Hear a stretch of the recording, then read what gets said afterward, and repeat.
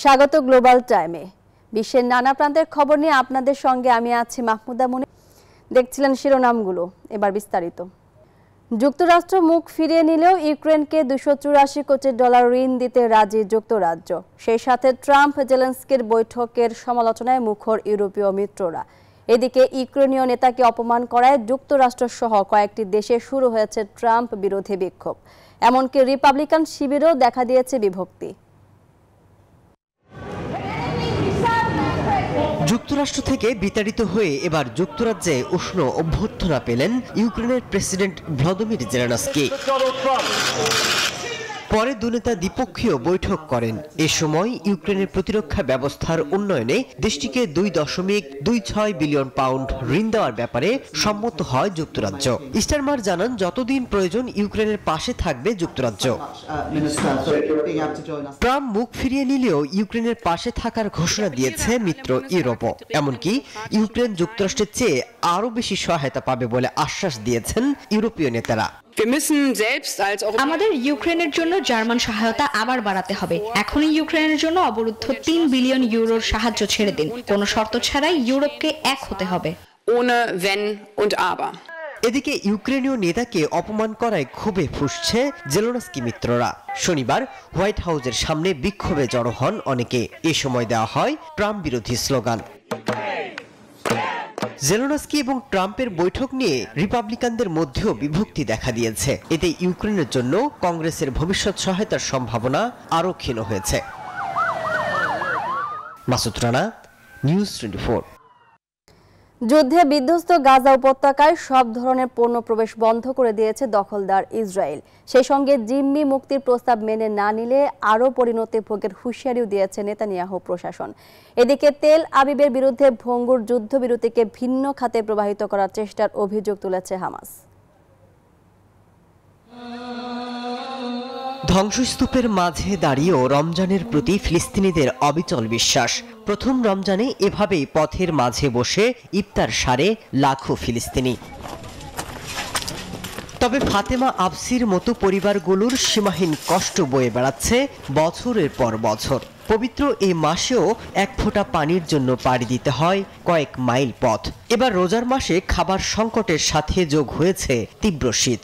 ঘরবাড়ি হারা এসব মানুষের শুধু আক্ষেপের সুর।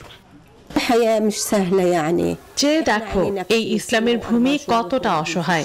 একদিন সব ছিল, এখন আমি আমার পরিবারের অনেককে হারিয়েছি, ঘর বাড়ি সব। রোজার মাসেও আমরা মরছি, তবুও শান্তি ফিরুক।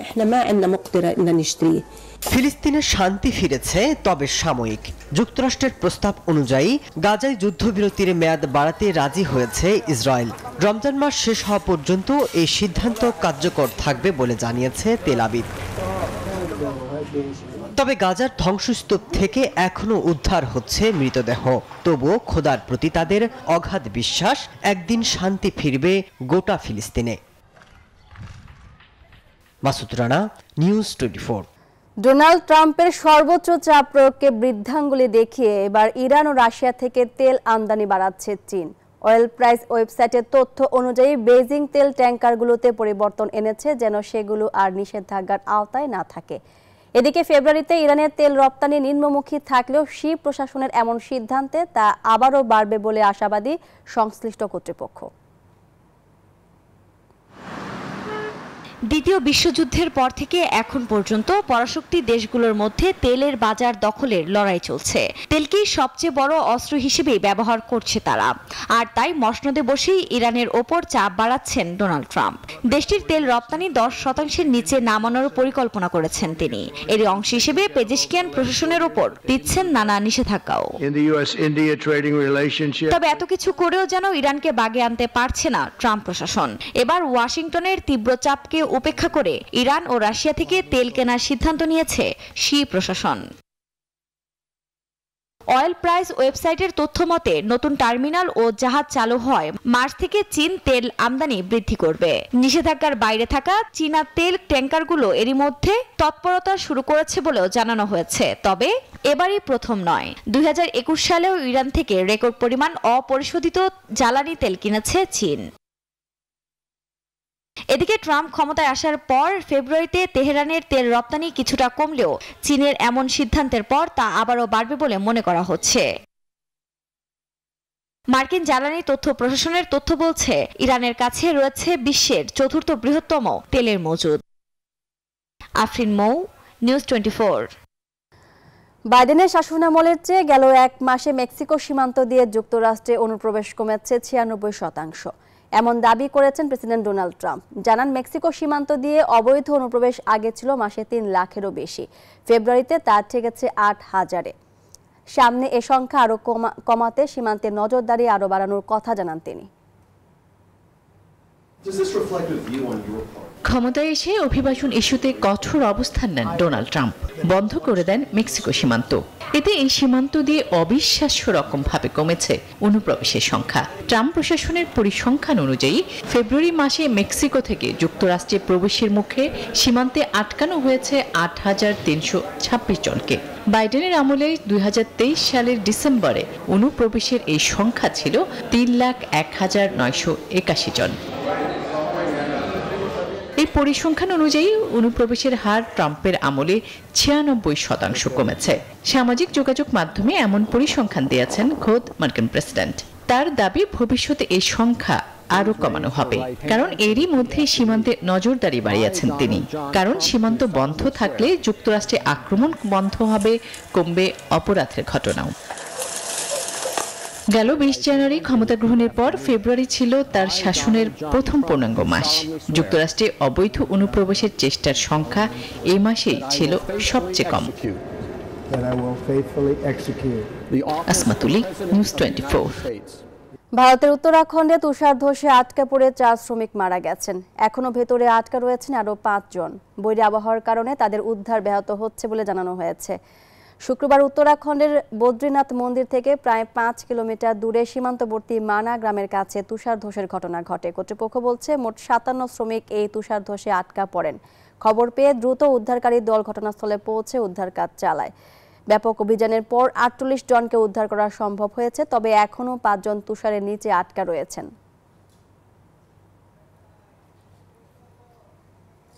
ইয়েমেনের ঐতিহ্যবাহী মিষ্টি ডুব্বা আবারও জনপ্রিয় হয়ে উঠেছে। রাজধানী সানায় দোকানগুলোতে বিক্রয় হচ্ছে সুস্বাদু কুমড়ার এই মিষ্টি, যা ধর্মীয় ঐতিহ্যগত দিক দিয়ে অনেক গুরুত্বপূর্ণ।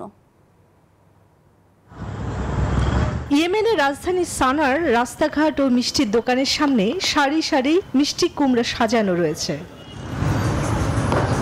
বিশেষত এই মিষ্টি কুমড়া ব্যবহার করে তৈরি করা হচ্ছে দুব্বা নামের জনপ্রিয় এক মিষ্টি, যা ইসলামের ঐতিহ্যের সঙ্গেও জড়িয়ে আছে।